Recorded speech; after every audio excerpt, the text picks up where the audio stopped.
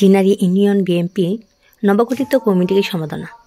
কিশোরগঞ্জের হোসেনপুরে জিনারি ইউনিয়ন বিএনপির নবগঠিত কমিটিকে সম্পাদনা জানিয়েছেন ইউনিয়ন বিএনপি ও অঙ্গ সহযোগী সংগঠনের নেতাকর্মীরা। গত সোমবার 9 নভেম্বর রাতে হাজিপুর বাজার বিএনপি কার্যালয়ে এই সম্পাদনা দেওয়া হয়।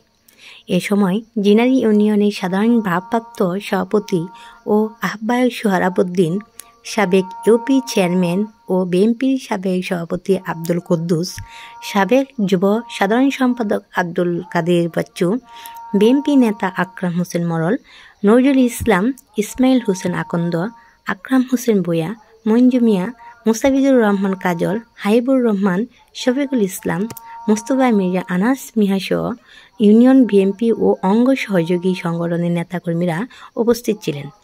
এর আগে গত শনিবার বিকেলে জিনারি ইউনিয়ন পরিষদ মাঠে জিনারি ইউনিয়নের সম্মেলন অনুষ্ঠিত হয়। পরে ভোটের মাধ্যমে 69 ভোট পেয়ে মোহাম্মদ বাহারউদ্দিন বাহার সভাপতি, 56 ভোট পেয়ে মোহাম্মদ বাবুল মিয়া সাধারণ সম্পাদক, 72 ভোট পেয়ে আলম সরকার সাংগঠনিক সম্পাদক নির্বাচিত হয়েছেন।